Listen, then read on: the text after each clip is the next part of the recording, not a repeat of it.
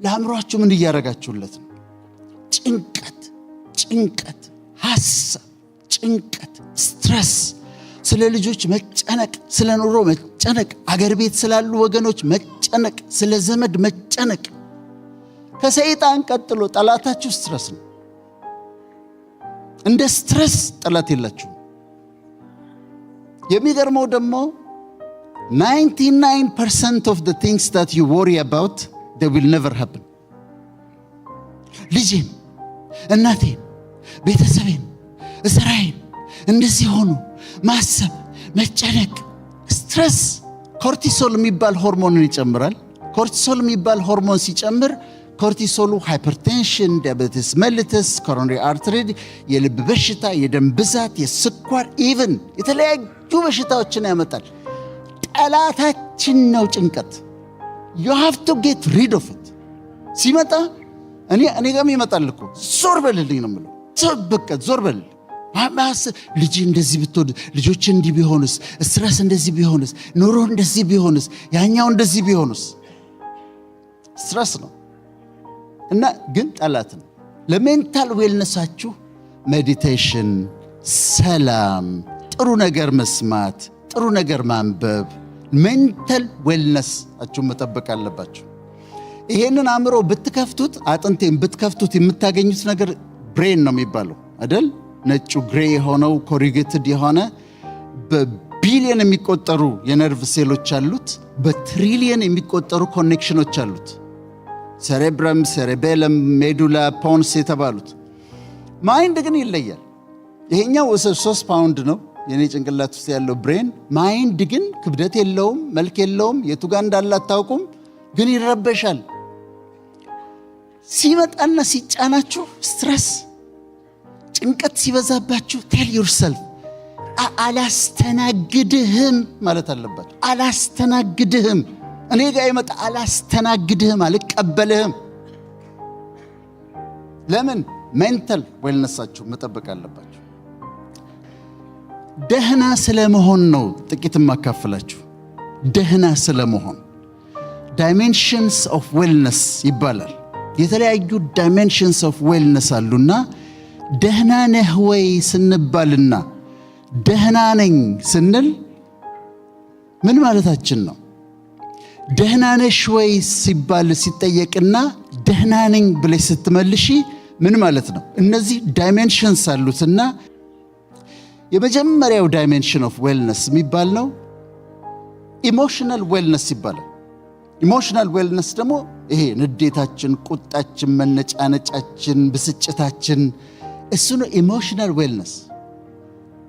ዲፕሬሽን ይመጣል። እኔ ጋር ዲፕሬሽን ሳላስበው ይመጣና ላይ ተከምሮ አገኘዋለሁ። ምን ሆኛለሁ? ምንም። ምን የተፈጠረ ነገር አለ? ምንም። መጥቶ ግን ይከመራል ላይ። እኔ ልንገራችሁ በጣም ደስተኛ ሰው ነኝ። አሁን ግን ደስተኛ የሆንኩት በውሳኔ ነው። እዚህ ዓለም ላይ ፈጣሪ ፐርፌክት ነው። ይሄ የተፈጠረው ነገር ግን ፐርፌክት አይደለም። ይሄኛውን ሳስተካክለው ይሄን ሳስተካክለው ያኛው ይበላሻል። ያኛውን ሳስተካክለው ያኛው ይበላሻል። ያኛውን ሳስተካክለው ያኛው ይበላሻል። ያኛውን ሳስተካክለው አይሞላም። ከዛ አንድ ቀን ቆምኩና ራሴን ዶክተር ብዬ ጠርቼ ነው ከዛሬ ጀምሮ ዶክተር ወዳጄነ መሐረነ ደስተኛ ሰው ነው ብዬ ወሰንኩ። ለማን ብላችሁ ነው የምትደበሩት? ለየትኛው ዕድሜ ብላችሁ ነው የምትደበሩት? ለየትኛው ዓለም ብላችሁ ነው በዲፕሬሽን የምትቀመጡት? ቢ ሃፒ ኢንጆይ ዩር ላይፍ። ዲፕሬሽንን አታስተናግዱ። ዲፕሬሽንን ብቻ አይደለም፣ ምሬትን፣ ብስጭትን፣ ንዴትን፣ ቢተርነስ፣ መራራነት፣ ግራጅስ፣ ቂም መያዝን አያስፈልግም። ከእናንተ ከህይወታችሁ አስወግዱት። መራራነት ሲመጣ አስወግዱት። ንዴት ሲመጣ አስወግዱት። ብስጭት ሲመጣ አስወግዱት። ኢሞሽናሊ ዌል መሆን አለባችሁ፣ ጥሩ ጤነኛ ኑሮ እንድትኖሩ። መንገድ ላይ የሚጠሏችሁ ሰዎች ካያችሁ፣ ጥቁሮች ቢሆኑ፣ ነጮች ቢሆኑ፣ የሎ ቢሆኑ፣ እናንተን አይደለም እኮ የሚጠሉት፣ ራሳቸውን ነው እኮ የሚጠሉት። ሰልፍ ሄትሬድ ስላላቸው ነው ለእናንተ ጥላቻ የሚያሳዩአችሁ። who cares? እሱ ሰላም አለኝ አላለኝ ብላችሁ በብስጭት በዲፕሬሽን በምናምን በምሬት የምትኖሩት አራግፉትና ከላያችሁ ላይ አራግፉትና አስወግዱትና በደስታ ኑሩ። ህይወታችሁን ኢንጆይ አድርጉት። ህይወታችሁን ይሄ ኢሞሽናል ዌልነስ። የሚቀጥለው ኢንተሌክቹዋል ዌልነስ ይባላል። ኢንተሌክቹዋል ዌልነስ ደግሞ በየቀኑ ኤቭሪ ሲንግል ዴይ በእውቀት ማደጋቸውን እርግጠኛ ሆኑ።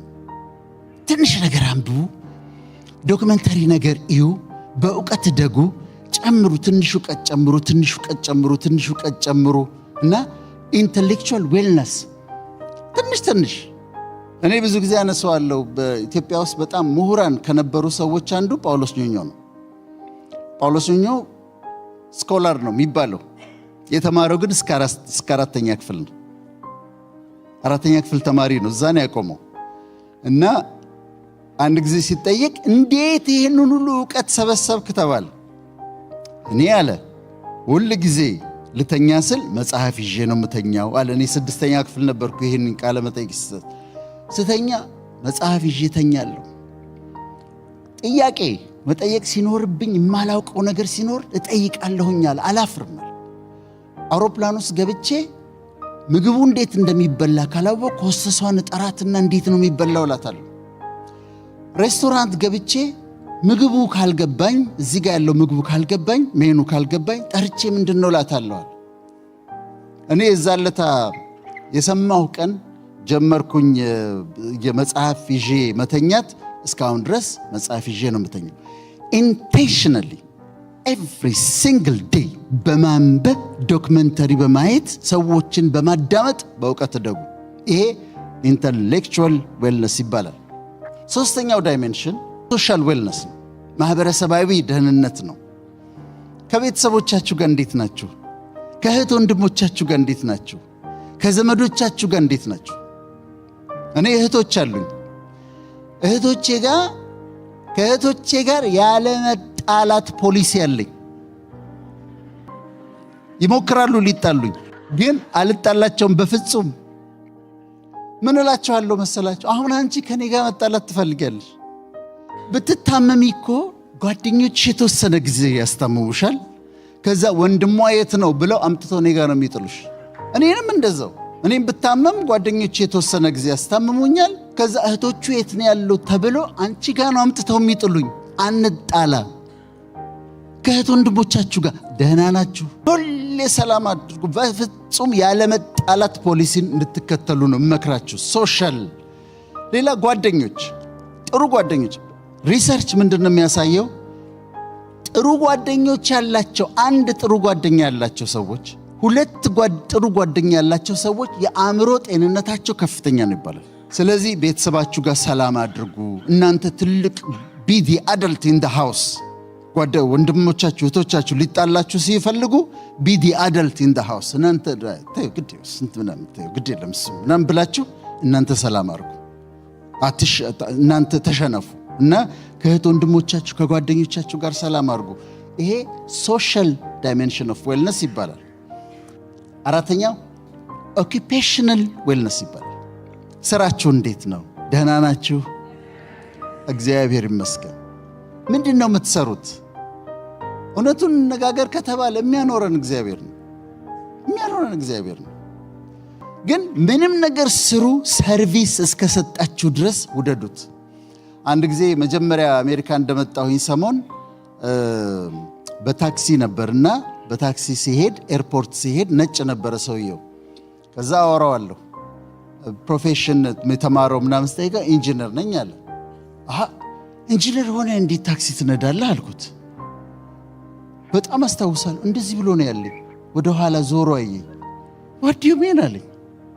what do you mean? ኢንጂነር ነኝ። አዎ በኢንጂነሪንግ እሰራለሁ፣ ግን ደግሞ ሞርጌጅ አለብኝ። በትርፍ ስራዬ ታክሲ እነዳለሁ አለኝ። ነገሩ ለካ እንደዚህ ነው አልኩ። ሌላ ቦታ ኤርፖርት ሄድኩና አንድ ኢትዮጵያዊ እንዲህ ትልቅ ወንበር ላይ ተቀምጠው ሰዎች በጨርቅ እንደዚህ ጫማ ይጠርጋል። ከዛ አየሁት። እንዴት ነው ስራ አልኩት። ይሄ እኮ አይገኝም አለኝ። አታገኘውም እኮ ያለ 100 ብር ቲፕ ይሰጡሃል እኮ አለኝ። የማይገኝ ስራ። የጤና እርዳታ ውስጥ ነው የምትሰሩት፣ ሆም ኬር ትሰራላችሁ፣ ሳይከፈላችሁ እንኳን ብትሰሩ መስራት አለባችሁ። እንኳን ተከፍሏችሁ አይደለም፣ ባይከፍሏችሁ እንኳን የታመሙ ሰዎችን መንከባከብ፣ የተጎዱ ሰዎችን መንከባከብ ጥቅም ነው። ወደ ሥራ ስትሄዱ እየጠላችሁት አትሄዱ። ምንም ይሁን የምትሰሩት እየጠላችሁት አትሄዱ። ሐኪሙም ሆነ ሁላችንም ሰርቪስ ነው የምንሰጠው። ሰርቪስ ስትሰጡ ደስ እያላችሁ አድርጉት። አምስተኛው ፋይናንሻል ዌልነስ ነው። ፋይናንሻል ዌልነስ ትሰራላችሁ፣ ገንዘብ ታገኛላችሁ። ከዛስ you spend it። የእውነት አዲስ ቦርሳ ያስፈልግሻል? $250 ዲዛይነር ቦርሳ ያስፈልግሻል? አሁን አዲስ ጫማ ያስፈልግሻል? ያ ሁሉ ጫማ እዛ ጋር ተደርድሯል። ሰርግ መጣ፣ ምን አለበት ከመካከል አንዱን ብታረጊው? እውነት ነው እኮ ለሰርግ የግድ አዲስ ጫማ፣ የግድ አዲስ ቦርሳ። ሴቭ ኢት። ገንዘባችሁን ለፍታችሁ ዶንት ስፔንድ ኢት። ገንዘባችሁን ዋይዝሊ ሴቭ አድርጉትና ይሄ ፋይናንሻል ዌልነስ ይባላል። ፋይናንሻል ዌልነስ ይባላል። ስድስተኛው ኢንቫይሮንመንታል ዌልነስ ይባላል። ኢንቫይሮንመንታል ዌልነስ ማለት የምንኖርበትን አካባቢ ማሳመር ማለት ነው። ለምሳሌ ቤታችሁ ብመጣ ምን አይነት ቤት ነው? አንድ ስቱዲዮ ሊሆን ይችላል፣ ግን ያቺ ስቱዲዮ ማማር አለባት። ቀለሞች አመራረጣችሁ፣ የቀለም ሳይኮሎጂ አለ። አንድ ጊዜ ሳውዝ አፍሪካ ሄድኩና ሆቴሉ እንትን ላይ ሳይ ዛጋ የሎ አለ፣ ሬድ አለ፣ ብሉ አለ፣ ግሪን አለ፣ ብራውን አለ፣ ፐርፕል አለ፣ ማአት አይነት ቀለሞች አሉ። ከዛ ለምንድን ነው እንዲያረኳችሁት አልኳቸው። አይ በቃ ያምራል አሉ። ግን ሳይኮሎጂ አለ። የሎ ኢስ ፎር ጆይ፣ ቢጫ ስትመለከቱ የሚሰማችሁ ደስታ ነው። ግሪን ስታዩ የሚሰማችሁ ማይንዳችሁ የሚያስበው ሪጁቪኔት ማድረግ ነው፣ ራሱን ማደስ ነው ግሪን። ብሉ ስታዩ የሚሰማችሁ የአእምሮ ሰላም ነው። the ocean is blue, the sky is blue፣ የአእምሮ ሰላም ነው የሚያሰብ። ብርቱካናማ ስትመለከቱ ኢንቱሲዝም ነው የሚሰማችሁ። ነጭ ቀለም ይሄ ሰው ሳይሆን ይሄኛው ነጭ፣ white is for purity, black is for dignity, purple is for reality። ስለዚህ እያንዳንዱ ቀለም ትርጉም አለው ለአእምሯችሁ። የአይን ብቻ የሚታየው አይደለም። እኔ ሲደብረኝ የማደርገውን ነገር ልንገራችሁ። ሲደብረኝ የሆነ ሽታ፣ የቡና ሽታ፣ የዕጣን ሽታ፣ የሽቶ ሽታ እፈልጋለሁ። ለምንድን ነው? አፍንጫችን ውስጥ ኦሊፋክተሪ ሪሰፕተርስ የሚባሉ አሉ፣ ሽታ ይቀበላሉ። ቆንጆ ሽታ ሲሸተን አእምሯችን ጋር ሄዶ ሜሴጁ የሚያመጣው ደስታ ነው። ስለዚህ ቤታችሁ ቆንጆ እንዲሸቱ፣ እናንተም ቆንጆ እንድትሸቱ፣ ቤቱ ቆንጆ እንዲሸት አድርጉት። ኢንቫይሮንመንታል ዌልነስ ነው። ሰባተኛው ሞራል ዌልነስ። ሞራል ዌልነስ ግን አንዳንድ ዲያስፖራዎች የሚያደርጉት ነገር በጣም የሚያሳዝነኝ ነገር አለ። ብዙ ዶላር ይዘው ይመጣሉ አዲስ አበባ። ታርጌታቸው ናይት ክለብ ነው። ታርጌታችን ትናንሽ ልጆች እህቶቻችን ናቸው። መተው ቀጥታ ቤተሰብ ሰላም ብለው የሚሄዱት ናይት ክለብ ነው። ከነዛ ከትናንሽ ልጆች ጋር ከ20 ዓመት ልጆች ጋር ምናምን ይተኛሉ። ይሄ ሞራል ዌልነስ መጉደልን ያሳያቸዋል። የልጆቹ መጎዳት ብቻ አይደለም፣ የእህቶቼ መጎዳት ብቻ እኮ አይደለም። እነሱም በሽታ ይዘው ይመጣሉ፣ ህመም ይዘው ይመጣሉ። ሴክሹዋሊ ትራንስሚትድ ዲዚዝስ አሉ። በዚህ ላይ ዲሞኒክ ፓወር ያላቸው ሴቶች አሉ። ዲመኑ አታክ ነው የሚያደርጋቸው። መጽሐፍ ቅዱስ ይላል ጉበትህን እስኪሰነጥቀው ድረስ ይላል። አታክ ይደረጋሉ፣ መተው ይታመማሉ፣ ይወድቃሉ። የተለያየ በሽታ ቻንክሮይድ፣ ጎኖሪያ፣ ሲፊሊስ፣ ካንዲዲያሲስ ይዘው ይመጣሉ። የሞራል ስታንዳርድ ካላችሁ ግን አታረጉም። እንደዛ ዶንት ዱ ኢት። እዚህ ሚስት አለች አቬለብል ቢሆንም አታረጉትም። ይሄ ሞራል ዌልነስ ይባላል። ሞራል ስታንዳርድ ይባላል። ይሄ ሞራል ዌልነስ፣ ይሄም ደግሞ በጣም ያስፈልገናል። ስምንተኛው ፊዚካል ዌልነስ ነው፣ ወይም አካላዊ ደህንነታችን ነው። አካላዊ ደህንነታችን ፊዚካል ዌልነስ የሚባለው አሁን ይሄ ሰውነት አለኝ፣ ይሄ ሰውነት አለኝ። በዚሁ ሰውነት ነው የምኖረው። ይሄው ሰውነት ነው የሚያረጀው። ይሄው ሰውነት ነው የሚሞተው። ይሄው ሰውነት ነው በኋላ እንትኑ ሳጥን ውስጥ ገብቶ የሚቀበረው። ይሄው ሰውነት ነው። የእናንተም እንደዛው ነው። ለዚህ ሰውነታችሁ ምን እያደረጋችሁለት ነው? ምን ያህል እየተንከባከባችሁት ነው? አይለወጥም። ሌላ አዲስ ስጋ አይሰጠንም እግዚአብሔር። ይሄው ነው በቃ የሚያረጀው፣ ይሄው ነው የሚሞተው። እና የፊዚካል ዌልነሳችሁ ምን እያደረጋችሁ? እኔ መጀመሪያ በመጣሁበት ዘመን በቃ ሰዎች ሲጋብዙኝ እዛ ሬስቶራንት አንዱ ስቴክ ሃውስ ሲወስደኝ፣ አንደኛው ቺዝ ኬክ ፋክተሪ ሲወስደኝ፣ አንደኛው አበሻ ሬስቶራንት ሲወስደኝ፣ ለካ በየአመቱ በመጣው ቁጥር ዌት ጌን እያረኩኝ ነው። በመጣው ቁጥር ለካ እየጨመርኩ ነው።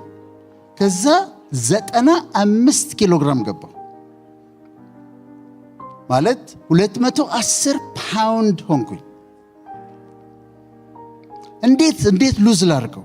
ኤክሰርሳይዝ ሰራ፣ ዳይት ብሰራ፣ ጠዋት ተነስቼ ብሮጥ፣ በፍጹም አስቸገረኝ። ግን ልክ እንዳልሆነ አውቃለሁ። ወይቴ ለፊዚካል ዌልነስ መጨረሻ ላይ ለእናንተ እንድትከተሉት አይደለም፣ የግሉተን ሴንሲቲቭ መሆኔን አወቅኩኝና ወደ ግሉተን ፍሪ ዳይት ገባሁ። ብታምኑም ባታምኑም 20 ኪሎ ግራም ሉዝ አደረኩ። አሁን 75 ኪሎ ግራም ነው። ምን ልል የፈለኩት ይሄ በኋላ እንዳያስቸግረን። አሁን እድሜያችሁ ገና ስለሆነ ብዙዎቻችሁ ምንም ላይሰማችሁ ይችላል። ካልተንከባከባችሁት ግን ፊዚካሊ ሰውነታችሁን ካልተንከባከባችሁት አመታቶች በተቆጠሩ ቁጥር አጥንታችን እየሳሳ ህመም እየመጣ ብዙ ችግር ውስጥ እንገባለን። ፊዚካል ዌልነስ ይባላል። ምንድነው የምትበሉት? ዋሽንግተን ዲሲ አካባቢ አንድ ወዳጅ ያለና ቁርስ ጥሬ ስጋ ይበላል። ቁርስ ለአእምሮ ጥሬ ስጋ ማብላት አንድ ነገር ነው። በሳምንት 4 ጊዜ 5 ጊዜ ጥሬ ስጋ መብላት ግን ትራይግሊሰራይዱ፣ ኮሌስትሮሉ፣ በኋላ የልብ ኮሮነሪ አርተሪ ዲዚዝ የሚባላል ልብን የሚዘጋ ምንድነው እየበላችሁ ያላችሁት? ቻሌንጅ ላደርጋችሁ ነው ዛሬ። አመጋገባችሁ እንዴት ነው?